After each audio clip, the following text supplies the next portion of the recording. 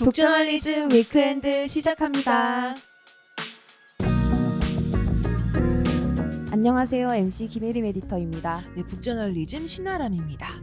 현재를 해설하고 미래를 전망하는 소식을 살펴보는 위크엔드, 이번 이슈는 신아람 에디터가 준비했습니다. 오늘은 정말 오랜만에 반가운 친구 얘기 하나 해보려고 합니다. 누구죠? 카카오입니다. 진짜 안 들어본 지 오래된 것 같은데요? 그쵸. 네. 소식이 없어도 너무 없었잖아요. 근데 그게 진짜 문제였습니다. 국민 메신저라는 별명의 카카오톡 말이에요. 네네. 이거 이용자 수에서 유튜브에 밀렸거든요. 네, 근데 최근에 이용자 수가 4,500만 명대 아래로 떨어졌다. 이런 조사 결과가 나왔어요.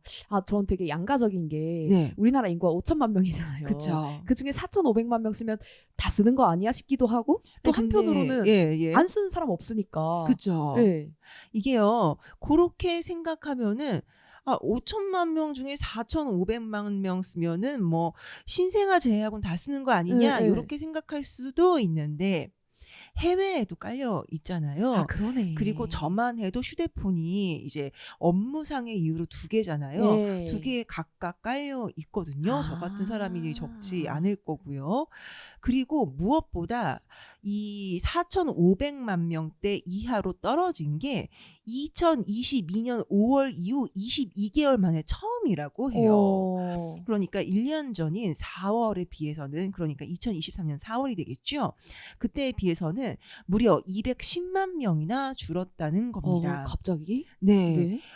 그래서 대체 이게 어떻게 된 거냐. 네. 우리나라 휴대폰 다 걷어다가 하나씩 전수검사 해보면은 카카오톡에 안 깔려있는 폰이 대체 있긴 있는 거냐. 대체 왜 갑자기 이렇게 줄어드냐라고 해서 봤더니 이게 깔려있고 안 깔려있고의 문제가 아니라 요즘 젊은 층을 중심으로 카카오톡 대신 인스타그램 DM, 다이렉트 메시지 네. 쓰거나 텔레그램 혹은 디스코드 같은 걸로 이동을 하면서 국민 메신저의 위상이 흔들리고 있다라는 분석이 나오고 있는 겁니다. 네. 실제로 그 모바일 인덱스 소셜 네트워크 부문에서 카카오톡의 점유율은, 그러니까 지난달이죠, 3월 달에 39.62%로 작년 2023년 3월에 비해서 무려 2.6%포인트 하락했지만 같은 기간에 인스타그램의 점유율은 4.6%포인트 상승했습니다. 그러니까 2배가량 차이가 난다라고 할 수 있겠죠. 그러네요.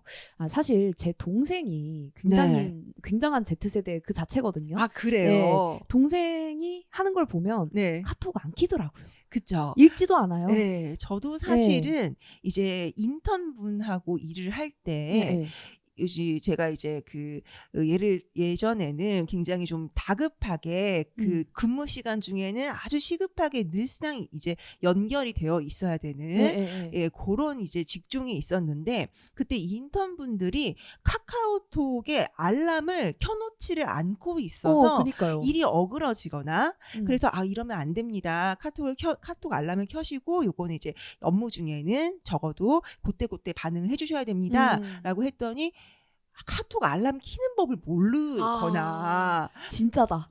요거 진짜. 그래서 와, 정말 많이 달라졌구나라고 생각하기는 했었거든요.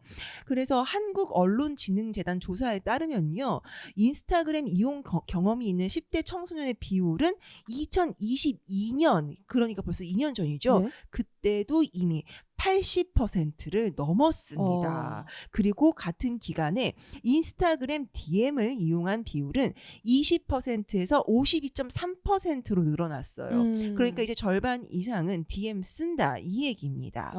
그렇군요. 근데 여기까지 들으면 카톡 큰일 났다, 인스타그램 DM한테 밀려도 너무 밀렸구나, 이런 생각이 들잖아요. 근데 그게 아니야, 너네 아니야, 이렇게 카톡이 직접 이야기하고 나섰습니다. 우리 괜찮아. 우리 아직 정정해. 우리 정정해. 일단 먼저 숫자, 우리가 측정한 바에 따르면은 이 월간 활성 이용자 수 MAU 4,500만 명 이하로 떨어지지 않았어. 외부 기관에서는 이제 표본 집단을 모집하여서 그 안에서 서베이를 돌려가지고 조사를 하겠지만 우리는 생 데이터가 다 있거든. 네. 우리가 조사한 바로는 지난해 4분기 평균 월간 활성 이용자 수가 약 4,846만 명이야. 그러니까 떨어진 게 아니야. 우리가 제일 숫자로는 정확해라는 것이었고요. 그 다음에 이용자 수가 급격하게 떨어질 만한 요인도 없었어. 실은 이게 카톡을 메인으로 쓰냐 안 쓰냐하고는 좀 별개로 카톡을 쓰기는 써라는 게 이제 또 카톡이 이야기하는 바입니다. 근데 좀 그래요. 사실 이게 네. 숫자를 이렇게 막 얘기하면은 뭐야? 근데 뭐 현실은 아니잖아 싶은 생각도 들거든요. 맞아요. 네. 사실 이제 숫자 자체가 몇백만 명이 뭐 늘었네 줄었네를 가지고 이야기를 할 게 아니라 지금 카카오톡이 위상이 좀 어떤 상황인지를 좀 살펴봐야 될 것 같아요. 네. 이제 카카오톡 측에 편을 드는 그런 분석에서도 카톡하고 DM하고 둘 다 쓴다고라고는 하지만 자, 메신저 앱이잖아요. 친구한테 절친, 찐친한테 내가 말 걸 때 카톡 쓰냐 DM 쓰느냐가 중요하겠죠. 중요하죠. 그리고 친척들까지 다 모여있는 단톡방에 들어가 있다고 해서 내가 그 방에서 맨날 좋은 소리 얘기하고 그런 거 아니잖아요. 네. 바로 그겁니다. DM으로는 친구하고 이야기하고 카톡으로는 학급 단체 공지 혹은 가족 단체 대화 용도로 쓰기 때문에 예. 이거를 어떤 쪽에서는 이거 카톡 이탈이 아니야 라고 얘기하겠지만 어떤 쪽에서 보면은 이거야말로 명백한 카톡 이탈 아니냐 그쵸. 예, 라고 할 수 있다는 거죠. 사실 왜 이렇게 됐을까? 왜 이제 젊은 세대를 중심으로 친구한테는 DM 보내고 친척 단톡방 그다음에 뭐 과 단톡방 이런 데만 이제 카톡을 쓰게 되었느냐 이거를 좀 생각해 볼 필요가 있을 것 같아요. 저만 해도요. 이제 저는 이제 80년대생인데 80년대생 같은 경우에는 무선 전화는커녕 삐삐도 없을 때 삐삐도 대중화되어 있지 않을 때 삐삐 모르시죠? 삐삐 알죠. 아시나요? 네. 그 삐삐도 대중화되지 않았을 때 초등학교를 보냈습니다. 초등학교 시절을 보냈습니다. 그러다 보니까 전화번호를 서로 교환하고 그다음에 연락처를 교환한다면 기본이 이제 전화번호이고 그쵸. 이게 어색하지가 않은 거예요. 그리고 성인이 돼서 사회생활을 시작했잖아요. 명함에 당연히 내 전화번호가 박혀 있고 내 자리 번호가 박혀 있고 그게 없으면은 비즈니스가 안 됐어요. 왜냐? 요즘에는 이메일로만 소통해도 다 되잖아요. 왜냐하면 내가 외근에 나가 있어도 이제 스마트폰으로 이메일을 보고 업무를 처리하는 게 전혀 어렵지 않으니까요. 근데 예전에 이메일이라는 거는 외근에 나가면 못 보는 거였어요. 컴퓨터로만. 예. 그리고 사무실 안에서도 회의를 하고 있으면은 당연히 못 보는 거였어요. 저는 그런 시절에 이제 회사를 다녔답니다. 그러다 보니까 당연히 전화번호를 서로 교환하고 모바일 폰이 있다면 당연히 모바일 폰도 교환하는 것이 비즈니스의 기본이었단 말이에요.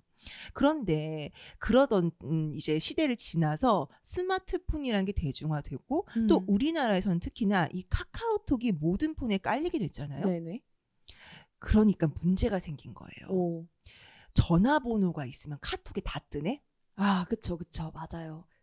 카톡은 좀 나의 어떤 내밀한 공간인데. 맞아요. 그러니까 예전으로 치면은 메신저하고 전화번호하고 분리가 돼 있었어요. 예전만 해도. 그쵸. 그러니까 MSN, 메신저, 네이트온, 네이트온 이런 거는 전화번호랑 연동이 안 돼 있으니까 친구들이랑 뭐 네이트온을 쓴다 주로 아니면 친구들이랑 주로 뭐 MSN 쓴다 하면은 거기다가 뻘소리 써놔도 괜찮았단 말이에요. 완전 그랬죠. 근데 카톡은 뭐다? 부장님이 보고 너 괜찮니? 그쵸. 너무 무섭다. 네. 그렇게 돼버리는 거죠. 그리고 저도 이제 그 인턴분 이야기 좀 했었잖아요. 그렇게 이제 다급했던 이제 일을 하던 시절에 정말 하루에 최소한 4-5분씩 최소 하루에 매일매일 4-5분씩 새로운 분들을 만나서 이제 일을 했거든요. 예, 예. 그분들이랑 어쨌든가 연락처 교환을 다 하게 돼요. 예, 예, 어르신들도 많고 그러니까.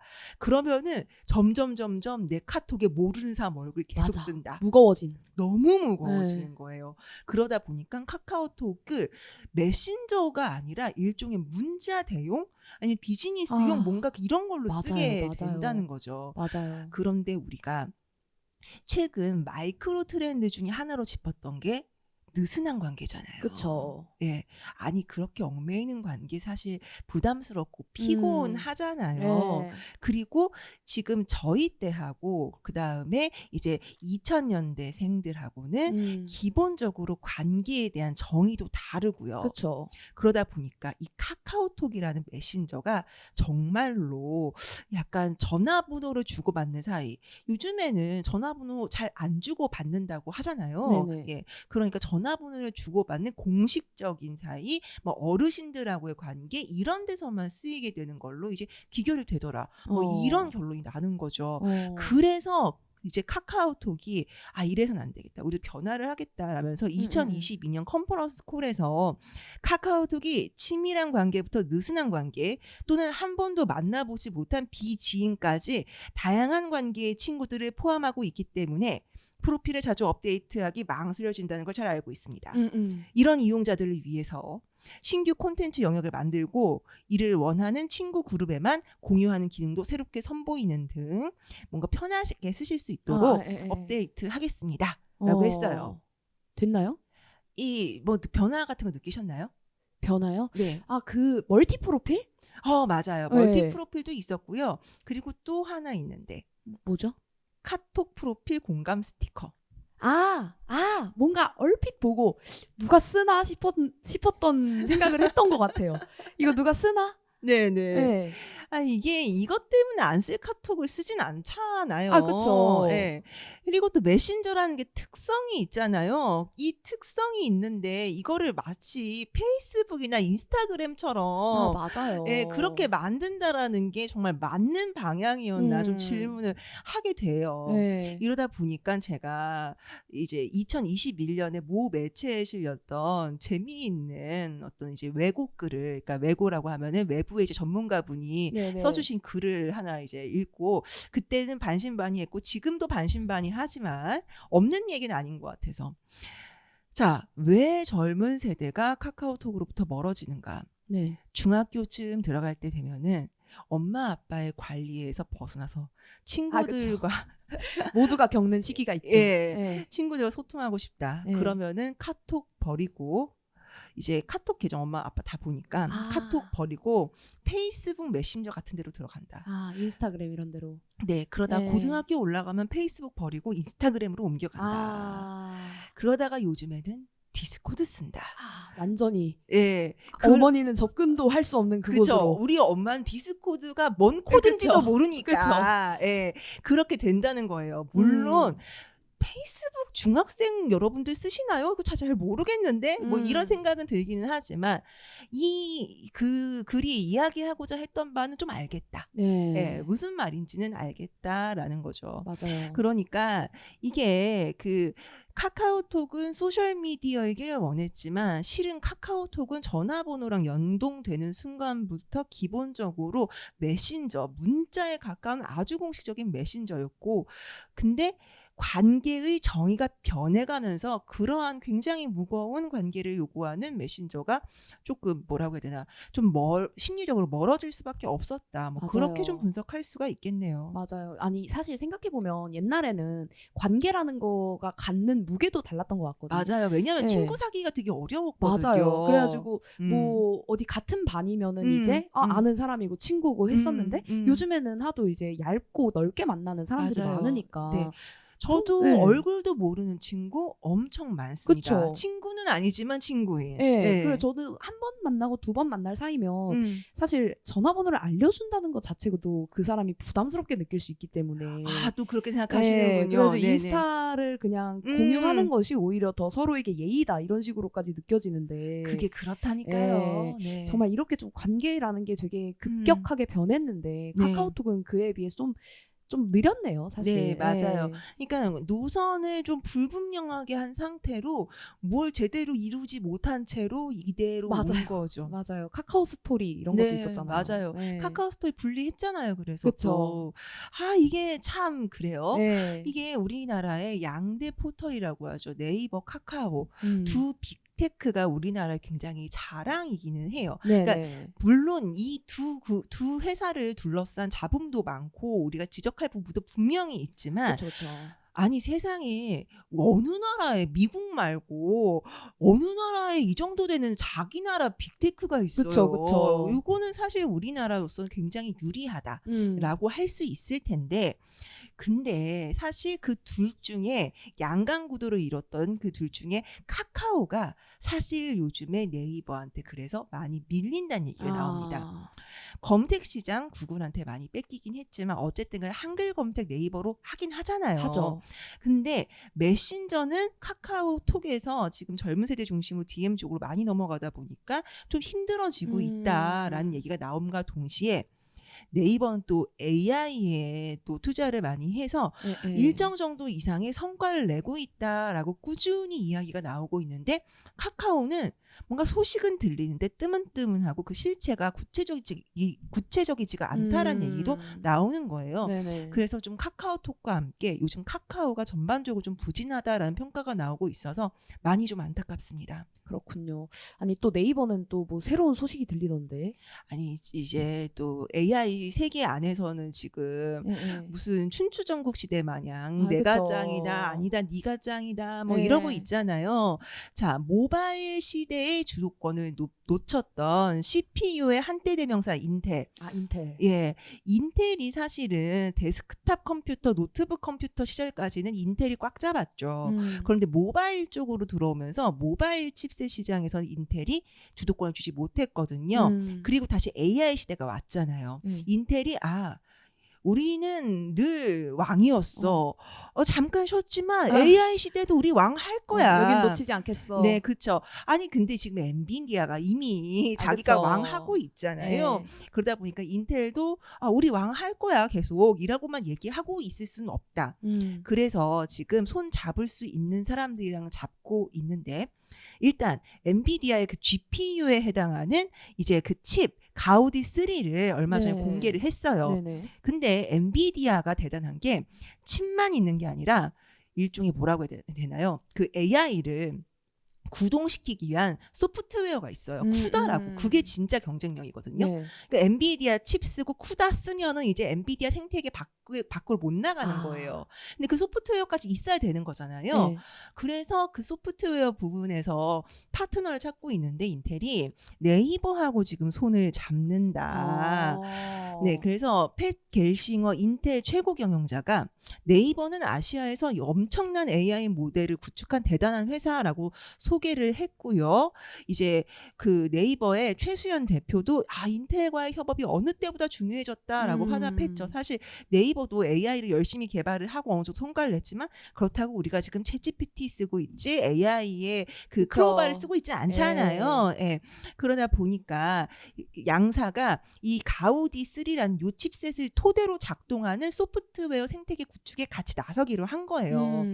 여기에 우리나라 대학연구소 또 이제 붙어가지고 함께 연구센터를 만들기로 했다는 거죠. 네. 우리나라로서는 좋은 소식입니다. 그쵸. 여기서 일정 정도 이상의 이제 성과를 내게 된다면은 지금 워낙에 미국 중심으로 AI 시장 생태계가 구축이 되고 있는데 거기에 우리도 한 자리 꿰찰 수 있는 거죠. 그렇네요. 다만 이제 네이버가 이렇게 치고 나가고 있는데 그쵸. 카카오가 어디로 치고 나가고 있는지 잘 안 보인다. 그게 조금 안타깝습니다. 그러네요. 카카오가 좀 서둘러야 될 것 같아요. 예. 맞아요. 사실 요즘에 그 뭐 서비스라든지 소프트웨어라든지 뭐 이런 쪽에 무슨 국경이 있겠어요. 하지만 그래도 아무래도 어느 정도 일정 이상의 매출을 꼬박꼬박 가져가는 메신저 서비스잖아요. 뭐 우리 기업이 어차피 누군가 돈 벌 거라면은 우리 기업이 그걸로 돈 벌어서 우리나라에 세금 내주면은 네, 그쵸. 예, 내가 다니는 도로 까는데 그 돈이 네. 또 쓰일 거고 뭐 이렇게 되니까 그쵸. 웬만하면은 우리 카카오가 좀 시대에 맞게 변화에 좀 성공을 하고 그리고 또 그래서 우리가 좀 이 카카오라는 메신저의 국민 메신저의 그 위상을 조금 좀 오래 가져갔으면 좋겠다라는 생각도 듭니다. 네. 카카오톡에서 떠나는 이용자들과 AI 시대까지 짧게 짚어봤습니다. 북저널리즘 위크엔드는 북저널리즘 웹사이트와 애플 팟캐스트, 스포티파이, 네이버 오디오 클립, 그리고 유튜브에서도 만나보실 수 있습니다. 그럼 내일도 위크엔드에서 만나요.